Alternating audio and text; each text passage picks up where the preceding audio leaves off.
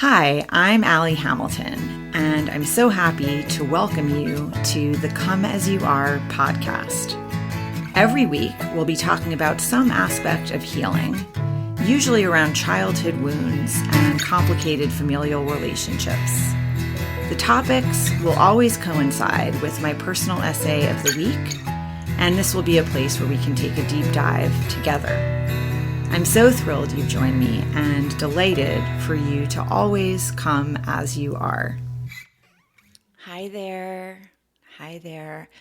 Welcome to our talk. Today, the topic is rage against the dying of the light, which is a line from a Dylan Thomas poem, "Do not go gentle into that good night." And the poem is really about an approach to life and sort of not, being passionate and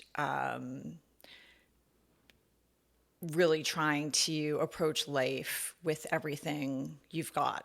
And it felt like kind of captured how I was feeling this week. I always am thinking about what it is that I want to write about and what it is that I want to talk about. And, it's so intense here in the United States, and it has been for so long. And some weeks I am feeling a lot of despair when I sit down to write. Some weeks I'm feeling a lot of outrage.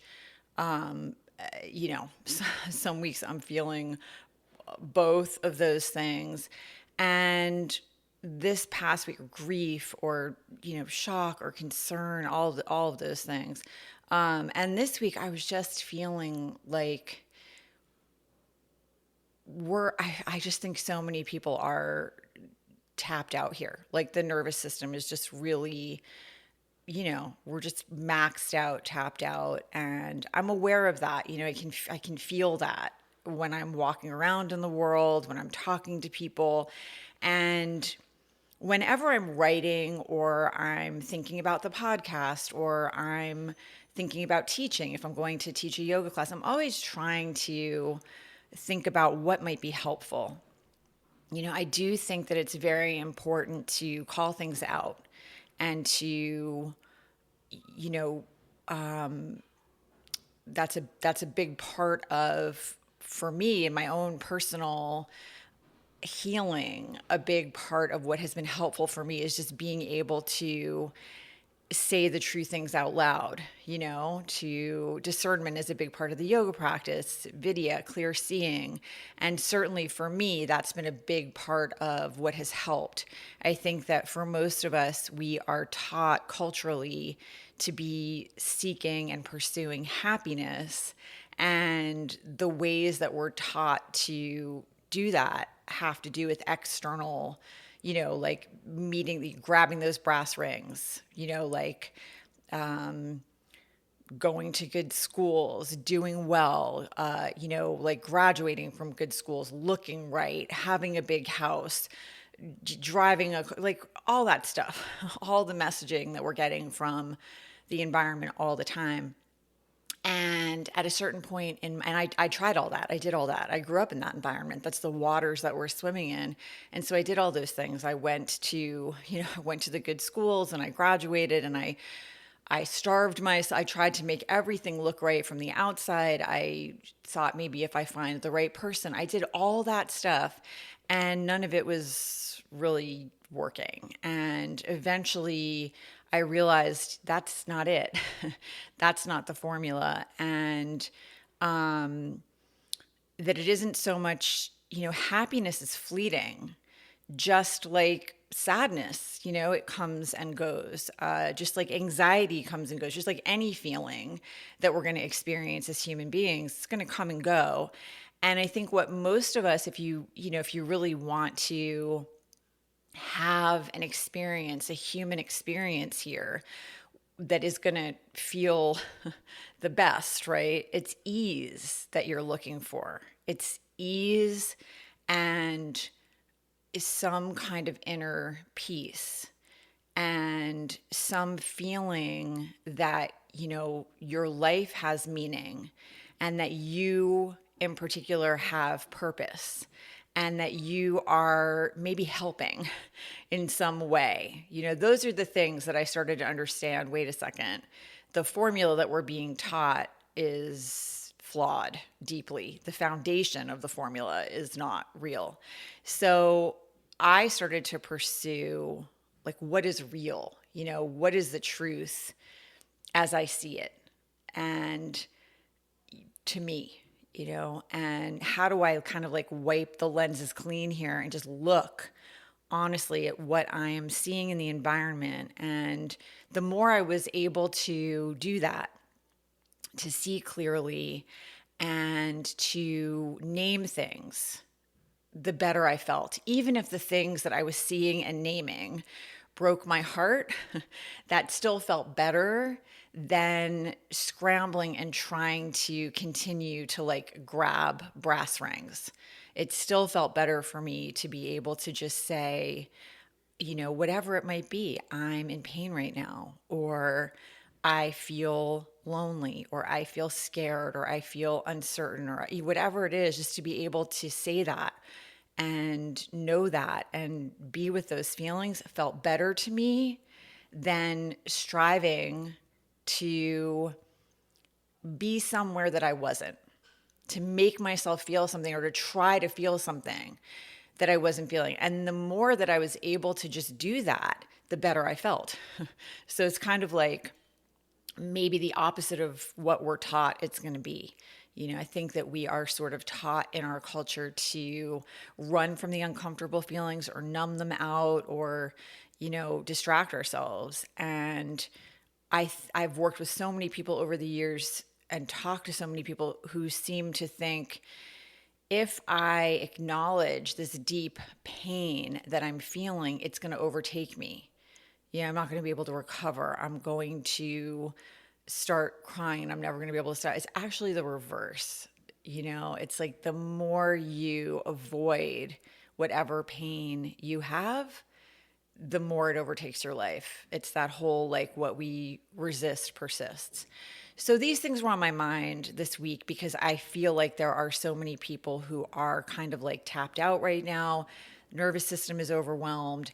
And sometimes there are so many things happening that I am so passionate about. And I do really want to approach life in that sort of,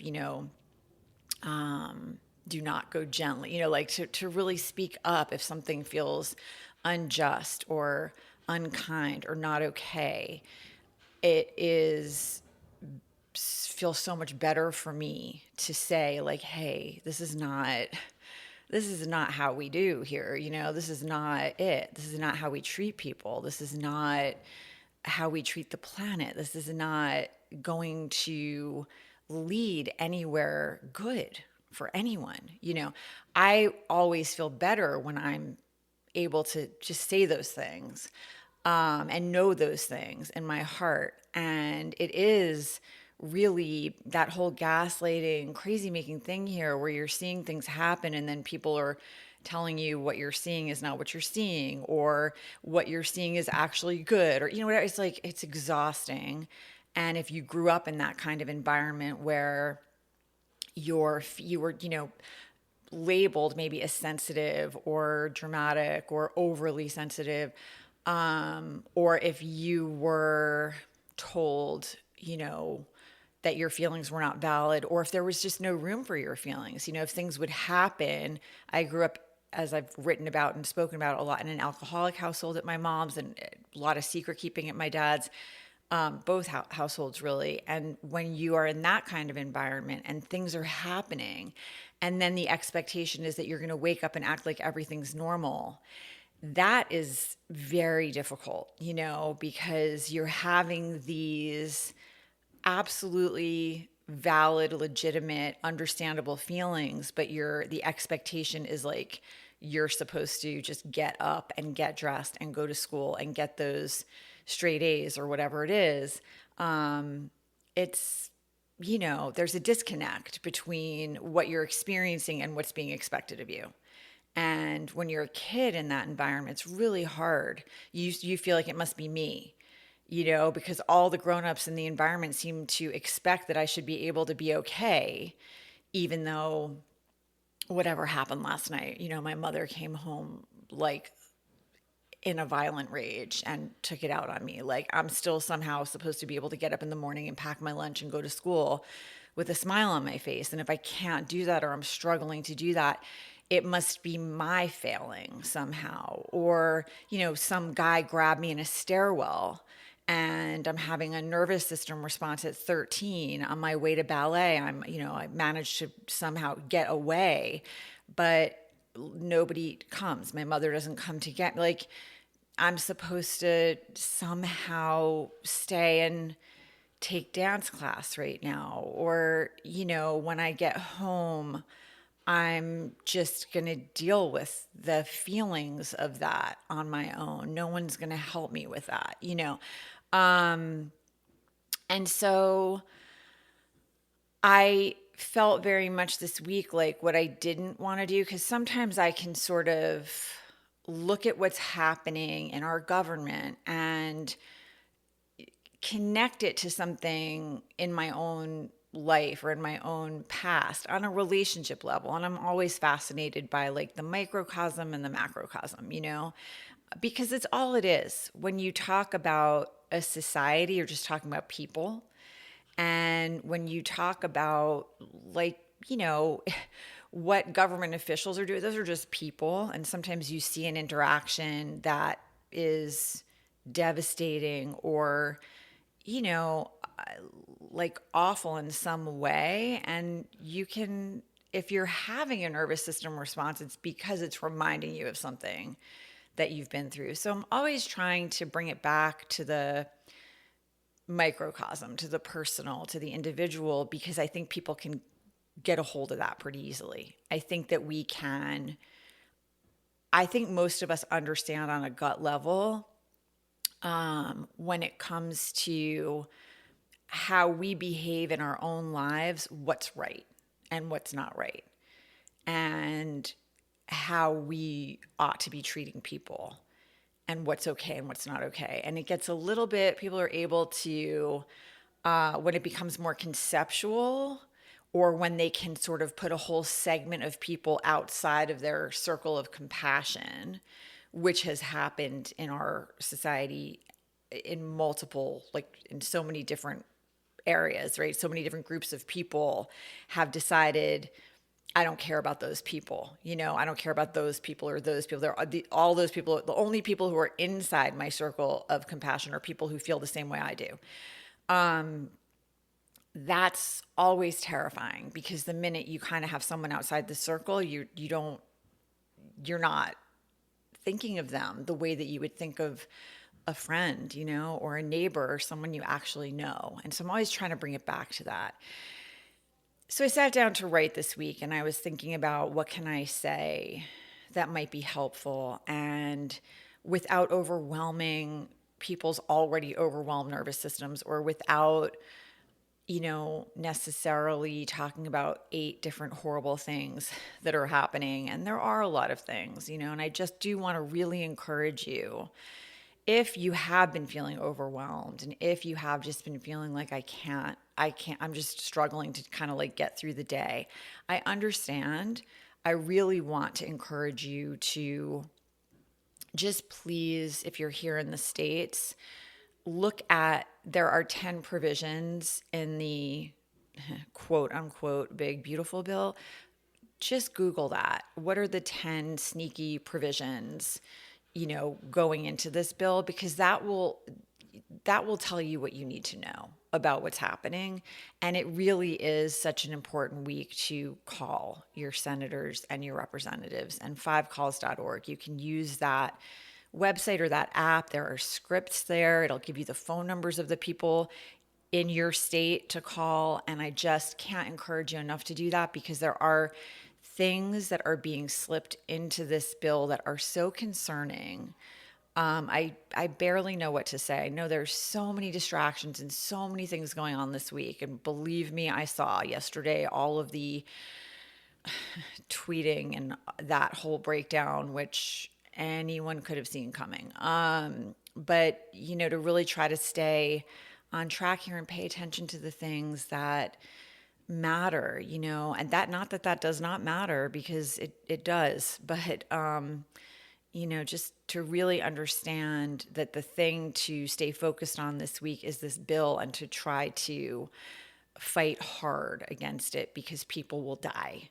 And not only will people die, we have a whole bunch of other things. And so what I started to write about was,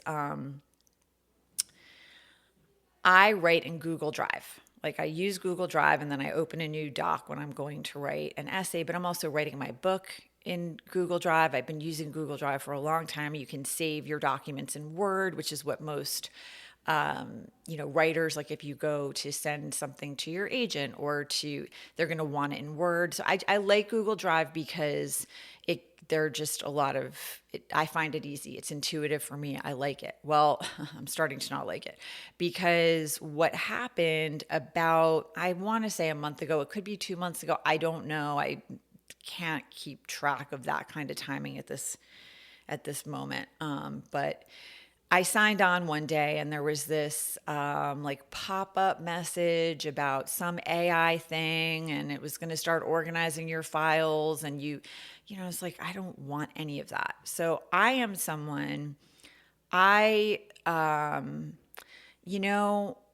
listen, I understand. The horse is out of the barn. Okay. I get that. And I don't want to come across as like one of those, like, get off of my lawn. Like, I know that, that artificial intelligence is here, and it's here to stay. But there are a lot of really concerning things that are going on. So, for example, I wrote a book, back in 2016 called Yoga's Healing Power: Looking Inward for Change, Growth, and Peace. And that book is in LibGen. That book has been used to train AI without my permission, along with every other published book, along with every screenplay, along with everything that has been written in the public domain. It's gone, and no one has been paid. So authors who have written books that have been published, that they worked for years, that they sat, in their dens, at their desks, whatever, spending, I can't even tell you, the writing process is really hard. And that work has just been stolen. It's just been stolen to train these AI models. And there's no one had any say in that. That just happened, And what's happening, one of the things in the bill that is so concerning is this, they want to deregulate AI for the next 10 years. And they want to repeal any laws that are already on the books in any state. So no state will be able to write any new laws regulating the use of AI, and any laws a state already has on the books regulating the use will be repealed. This is like everyone should be concerned about this. There's there's so much stuff going on with AI that is wildly concerning. And the idea that this would be slipped into a budget bill, we're just going to deregulate that, and is terrifying. Nobody should be okay with that. Every other, like Europe, like just ethical regulation, so that you can't have somebody, like someone's face and voice used to endorse something they never endorsed and never would endorse.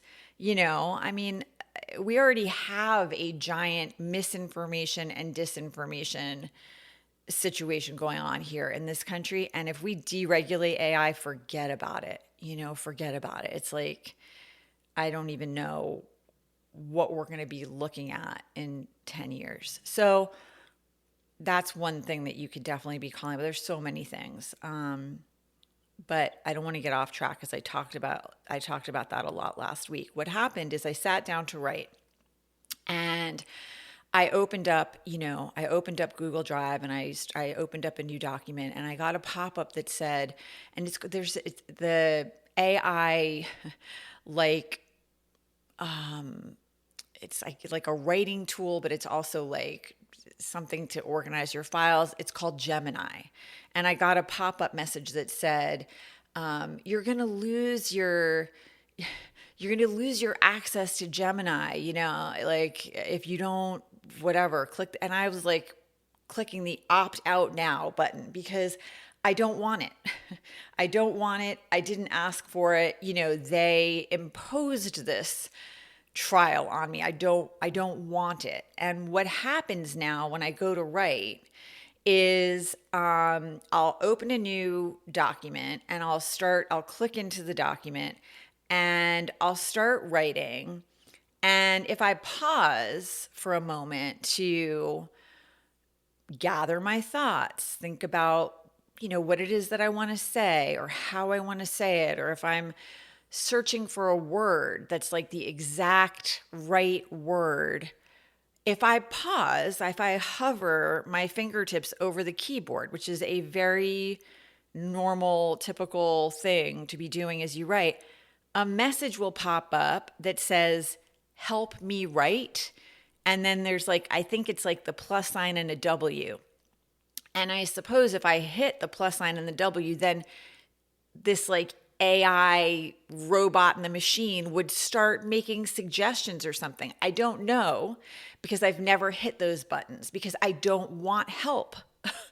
I'm pausing because I am thinking, and I am a human being, and I want to express myself in a particular way. And pausing and being quiet and kind of explore, thinking about how I want to say what I want to say next is part of the process. I don't want to be interrupted. It's invasive to have a message pop up at me like that while I'm writing.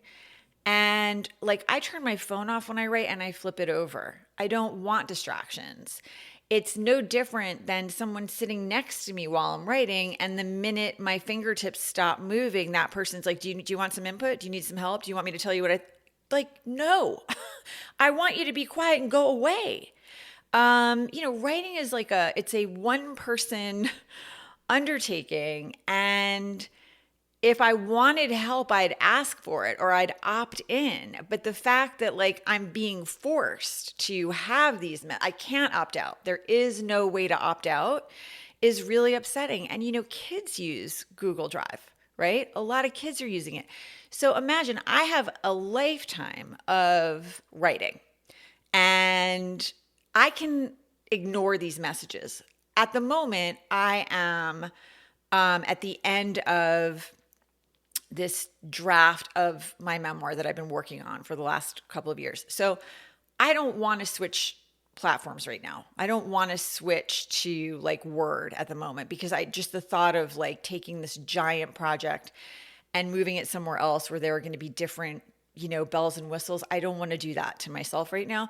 And I can't ignore these messages that are popping up. They're annoying and invasive and intrusive, but I can ignore them and do what I need to do. But I'm thinking about kids who don't have a lifetime of writing and gathering their thoughts and searching for a word that maybe doesn't pop into their brain right away. And how they are being taught basically that the pause is a problem, that the moment they hesitate, this machine is hey, do you want some input? Hey, do you want a suggestion? Do you want, it's what is going to happen to us as human beings if we get to a place where we cannot pause at all? Where every time there's silence or there's space to be uncertain, we're instantly being distracted away from that. That is almost more terrifying to me than anything else that's happening. It may not be the most terrifying thing, but it is up there because I have learned more about who I am and how I feel and how I can best, meet the moment from moment to moment in that space of uncertainty than I have anywhere else. And the idea that we're going to be trained away from that is just so sad to me, and beyond sad. It's really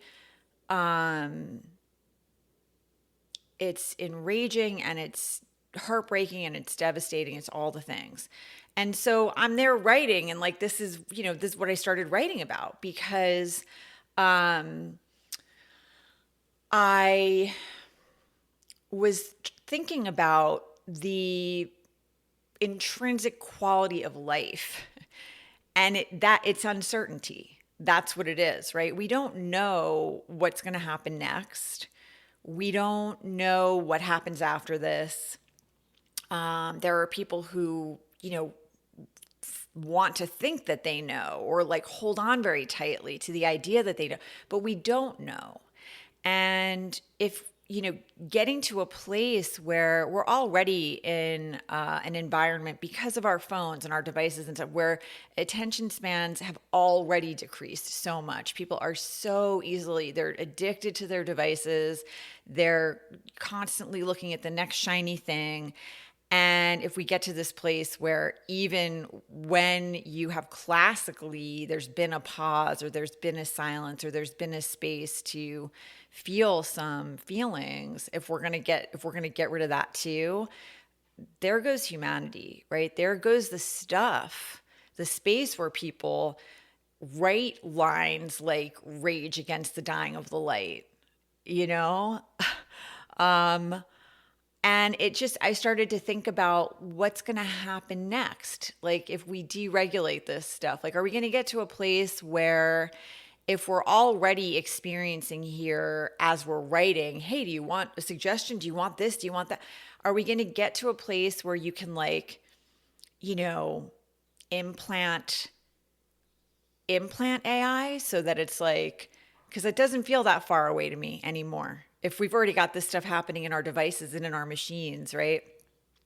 I started to think about like people who have social anxiety, and like, are they going to be able to kind of program in, hey, I'm going on a first date, so can you like send me questions to ask if I get anxious? What are good questions on a first date? Are we going to start to have a thing where you can program like a voice inside your own head, Siri, like popping in there when they're, the machine notices like a pause in conversation?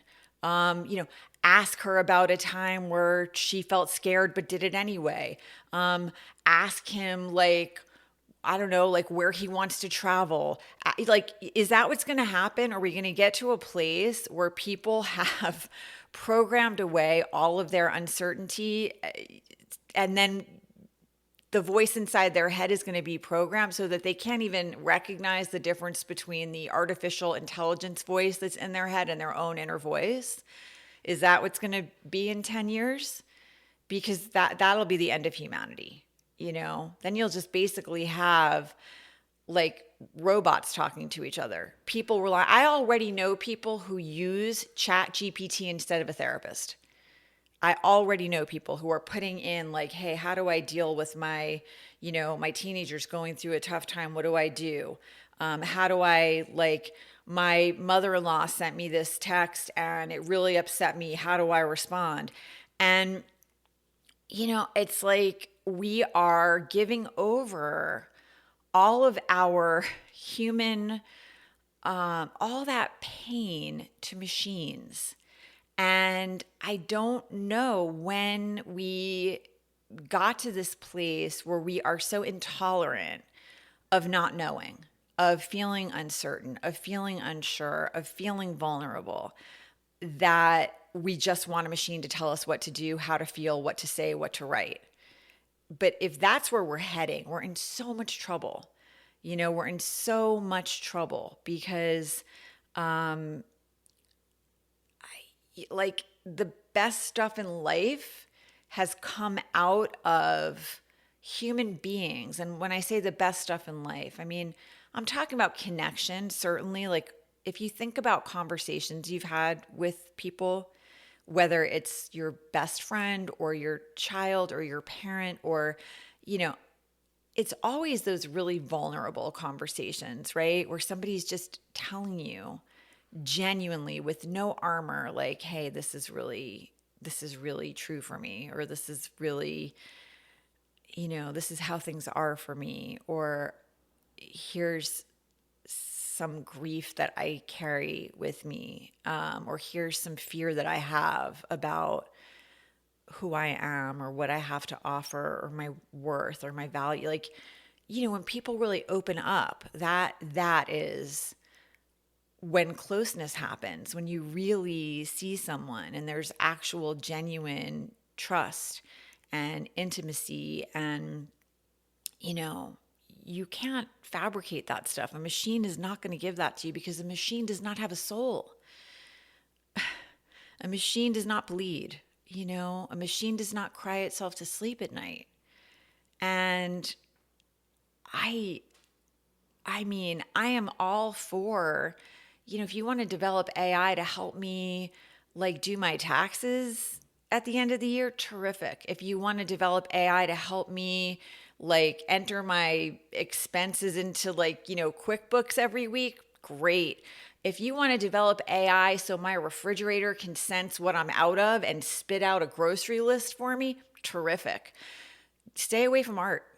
Like, don't just let people do that because we need it.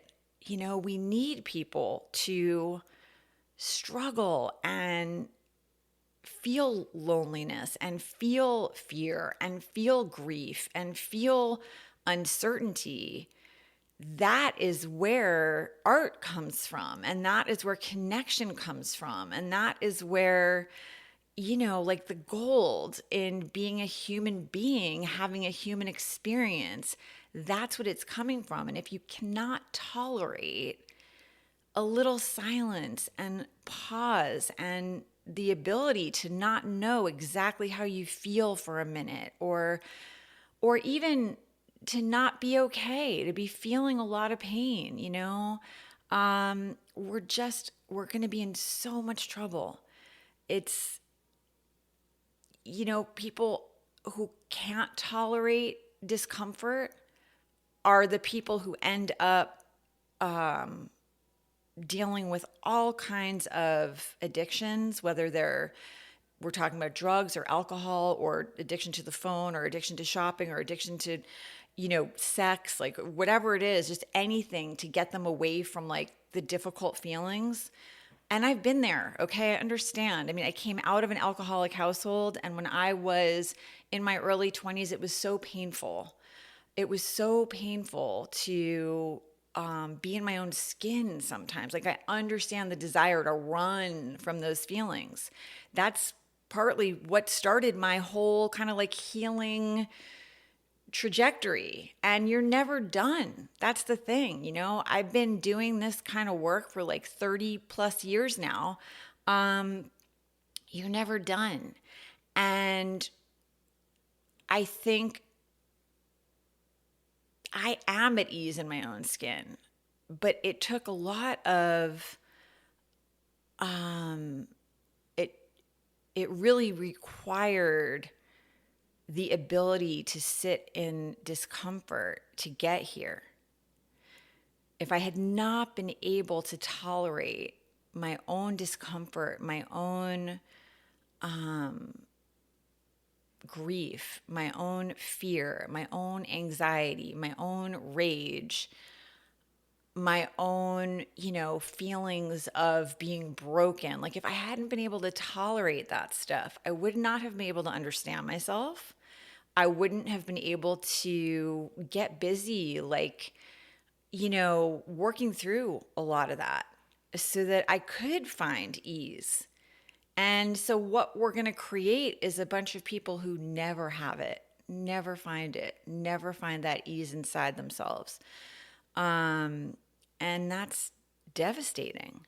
That's devastating. And we need to be able to look around our own communities, our own countries, our own world, and see things that are happening and have our hearts break. We need that experience. It's the only thing that ever motivates anyone to take action, is that feeling inside that, hey, I can't stand here and watch this. I can't watch another human being treated this way. I'm going to speak up. I'm going to put my body like in front of this person, or I'm going to make a phone call, or I'm going to write an email, or I'm going to use whatever platforms I have to say, this is not okay.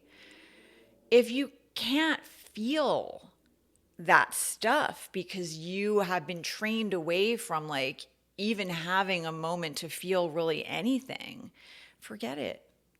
Forget, it's over. So I started to really feel that way. And it occurred to me also that I went to teach I teach one public yoga class a week at this point. I used to teach 27 classes a week, so that's big change. And it's been like that for years now. I've been spending a lot more of my time writing. And then I also, have a yoga website where I film classes and I film other teachers' classes. And so mindfulness and silence and space and pausing and being able to sit with uncomfortable feelings is a huge part of what I've been dedicating my life to for the last 30 plus years, because I know the value in it. And I know that that's the stuff that helped me overcome, so many of those things that were stopping me from feeling ease. And yeah, the idea that, as I'm writing and these messages are like interrupting me, I was like, God, this is what's going to happen here. People are just going to roll. How many of you can remember like the cell phone numbers of your friends anymore? You might remember your kids, if you have kids, or your partner, if you have a partner, or your like whatever. You might have a couple of cell phone numbers that you have in your head, but your phone's got all of that stuff. So you just like, you might even be driving and use Siri. Hey, Siri, call whatever. Most people I know don't have those phone numbers in their heads anymore. Do you know, I grew up with a million phone numbers in my head because we didn't have that. So people don't remember phone numbers anymore. All that stuff is going to go. The more that we have like these machines doing things for us, those muscles are just going to atrophy. We're not going to have them anymore. And if you think the ability to sit with uncomfortable feelings is not a muscle that you have to develop, then I don't know what to tell you, but it's exactly what it is. You have to develop the ability to not be okay. We're not taught that. We're taught like, seek happiness. Oh, you're not happy? Why don't you try losing another 5 pounds? Why don't you try making a little more money? Why don't you try going for like another degree? Why don't you, it's never ending. Why don't you buy this? Why don't you buy something else? Why don't you, it's like, it'll never end if you keep believing that the idea is to chase happiness and that happiness is outside yourself. That bar keeps moving and you'll never catch it. So, yeah, it's just incredibly sad when I started to really think about the implications of all this. And then I was just saying that it so happened in my class last week, it was all women, which is unusual. Usually it's a pretty mixed crowd. And when that happens, it changes the dynamic. It changes the energy in the room, as it would if it was all men in the room. It changes and when I was a younger teacher, and I don't mean chronologically, although that too, but like when I had less experience, I would always go to class with a plan in my head, a sequence in my head of like, okay, here's what we're going to do, from beginning to end. And then also like a theme.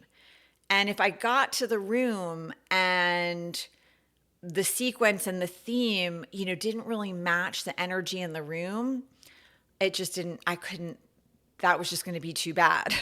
Like the people in the room were just going to have to like go with me, because I didn't have enough experience to change it up on the fly. And I learned quickly as a new teacher to always try to have like 2 or 3 plans. But when you're a newer teacher, it's like that's hard, that's a hard thing to do. And it gets easier over time. And now, I've been teaching more than 30 years. It's very easy. A lot of things are easy because obviously, like the longer you do something, the easier it gets. It's a muscle. And being able to tune into your own energy, and I know that might sound woo to some people, but it's a real thing. You walk into a space and you can feel it. If you're attuned to it, you can feel the energy in the room. You can feel if people are mostly buzzy and like have a lot of energy to burn, or if they're exhausted, or if the like vibe is weird. I've walked into a space where something has just happened. I might not know what it is, but I can feel like people are a little bit not okay. And then somebody will tell me like, hey, someone just had an outburst. You can feel that stuff. And the longer you teach, the easier it is. So now it's like very easy. I can change things up on the fly anytime. I can change things up halfway through class if I feel like it's not working. It's not an issue. But I walked in and it was all women, and I ended up talking about, things that I wouldn't talk about if it was a mixed class, because you don't want to alienate people. I'm not going to talk about like hot flashes if they're like men in the room, because you're going to be like, ugh, I don't know what, like I don't experience that. And now like, so you've got your audience, and you've got your, not to say, listen, I think we should be talking about all kinds of things more openly than we do, because there's no shame at all in the bodies that we inhabit, and I think that women in particular have been trained to feel shame around just very natural bodily functions, having a period, like, things that literally enable the species to go on. And, but regardless, there's like, you're in a space, and the energy in that room is going to change what you're doing. Also, it's a co-creation. And that's in a conversation too, right? You're in a space with another person or with multiple people. And there's kind of like, what are you putting into the space? What are they putting into the space? And then between you, this third thing is emerging, which is like whatever it is that you're creating together in that moment. But if you're not comfortable being uncertain, you're not going to be able to do that. If you need to know, and if you need to have a plan, and if you need to control things, you are not going to be able to like pause and like breathe and just take a beat and feel it out. You're not going to be able to do that. And I am so grateful that I have been able to develop that muscle, because it helps me everywhere I go. Every situation I'm in, whether I am waking up in the morning, and I was writing about that this week, that it's like my morning ritual is not what it was, because our dog died at the end of October, and I'm like instantly crying. And he used to follow me out to the den, and my older son is in college, but my younger one, she's still home, and she we had like our morning routine. She would come out, and teenagers, sometimes they want to talk in the morning, sometimes they're still waking up, so feel that out, and just be there with her. I'd let the dog out in the front yard. He'd do his like morning constitutions, and I'd be feeling out my daughter. Like, does she want to talk? Does she just need to kind of wake up? Does she need any help getting lunch together. Like, what's the energy here? I'd make my coffee, and then the dog would come in and, eventually hug my daughter. She'd go out the door. My dog would curl up on top of my feet. And my ritual used to be to like have my coffee and usually read. That's usually like how I like to start the day. And it's just, since he's been gone, it's hard. I really feel his absence. And I think one grief brings up all the other griefs. It just tends to work that way.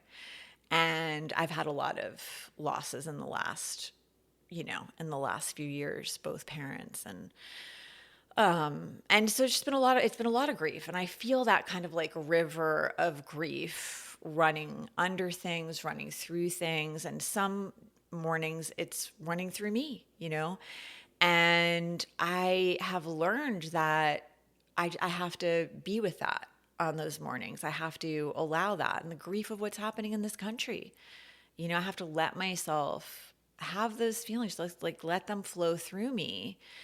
Otherwise, if I try to like distract myself or, get on with it or power, it's like, it just builds. The feelings just build. And that's when it becomes overwhelming. So that's very much what I was writing about. I was also, and I just want to touch on this one last topic. I think women are taught in our culture to really, your body is your home, right? And it's where you live. It's where you reside. And we're taught to be so dissatisfied with our own homes and to focus so much on the external, to kind of step outside of the house and look at it and kick dirt at it, just like not good enough. And not good enough, like for whom or for what? What is that? And it starts so early.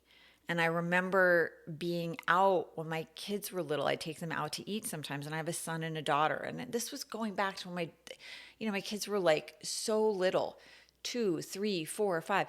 And my son is 2 years older. So, my kids would be like 2 and 4, 3 and 5, whatever. I take them out for dinner, and I mean, I wish I had kept track of how many times it happened, but it would happen so many times that the server would come over, and if my kids had cleaned their plates, a comment would be passed to my daughter. Oh, you were hungry, but not my son. As if, what? Like, here's my daughter who's like, all pointy elbows and knees. You could like knock her down just by blowing on her. And comments are being passed because she ate all of her. What is that? Are we as girls and women not allowed to enjoy our food, or to be hungry, or to eat for pleasure, or to be ravenous, to be full human beings? That stuff is so ingrained. And a lot of the time, these servers would be women. It's in the water. We're really trained to have this painful and adversarial and dissatisfied relationship with our own homes, with the place where we reside. And that's the place where you want to feel safe, and you want to feel ease, and you want to feel the ability to, whatever the feelings might be, to have those flow through you. But if you are feeling this constant sense of like, even in my own body, I'm not really safe, even my own body is somehow betraying me, there's nowhere to go. The culture's telling you as a girl and a woman how you're supposed to feel about yourself, about your worth, about your body all the time from the time you're tiny. So yeah, it's even more upsetting when you're writing and suddenly there's a message popping up like, hey, do you want help? No, I don't want any fucking help. You know, if I wanted help, I'd ask for it. If you want to help me, why don't you vote like it? Why don't you talk like it? Why don't you act like it? That's the kind of help I need. I don't want your, I don't want your wisdom here, like, unless I ask for it. I don't want unsolicited advice. I don't want you sending me like a message. Hey, I thought this deep insight I had might be like really helpful for you. Like, I'll let you know if I want your help. That's not the help I want. It's very difficult to express, if you haven't experienced it yourself, the level of input that's coming in from the outside all the time, that's encroaching on girls and women, the messages that are coming in all the time, uninvited already. So we don't need it from machines and robots. We've already got it from the culture, So it's like, I think in a way, like extra, just a little extra upsetting. And these people who are in power right now, these billionaire bros are the ones who are so enamored of this like AI technology. And you gotta think about who's creating this stuff too. So anyway, that's all the stuff that was kind of on my mind, and really, you just I hope food for thought for people. It's also terrible for the environment. If you don't know that, AI it uses a lot of energy, and just go ahead and Google that, because every time I talk about it, people are like, oh wow, I had no idea.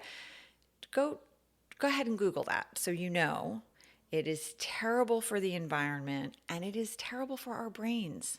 It's like, it's good for us to think and create and not know and feel all those feelings and strive.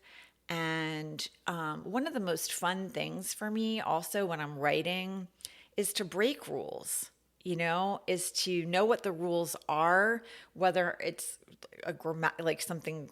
And listen, I'm going to tell you, I'm a kind of grammar, I've got like Strunk and White just like stuck in my brain, and my high school English teacher, I've got all of those rules in there. But there are certain rules that are fun to break, that if you're breaking them for a really good reason, that's part of the art that you're making. And machines can't do that kind of work, and yeah, I don't know, just to really think about, where can you opt out of this stuff? It's like, for me, very happy to rely on that for the things I don't want to be doing. Like I said, whether it's like putting expenses into, a spreadsheet, or creating a spreadsheet, or, doing my taxes or my expenses, or just things that I don't enjoy. I'd be very happy to have, systems, artificial intelligence there for that stuff. But for writing, for art, no thank you. No thank you. And to not be able to opt out, also, no thank you. Like, what is happening here, And to not be able to protect the art that I have created, also, like, no thank you, Where's the consent? Like, it's no consent. I created something. It took me hours and hours and hours and weeks and months and years of my life to write that book, and it was just taken. I had no say in it, and I get no benefit from it. In fact, there's a detriment to me. And not just me. Like I said, every person who's written a published book has had the same thing happen. So, just to really think about, what are we giving up? And I think people are so overwhelmed that they're not paying attention because they can't. They're just done. They're just tapped out. Please do make yourself aware of the provisions in this bill, and please just use 5calls.org. It makes it really easy. Please call. I know that you might feel like, oh, really, do phone calls matter? Look, honestly, I don't know how much they matter, but they have to matter some amount. And it's certainly better to be fighting any way that you can than doing nothing and giving up. That's for sure. So please fight back. Like, please don't go to sleep. Fight, rage against the dying of the light. It does not have to be like this. And it won't be like this if enough of us say, no, this is not it. This is not the world that we want for ourselves, for our children, for each other. This is not what we want. Don't give up, don't let them overwhelm you so much that you just shrug your shoulders and give up. Please don't do that. And I know that if you're feeling alone, or if you are feeling overwhelmed, or if you are feeling like nothing matters, reach out. Okay. Sending you a lot of love. Till next time.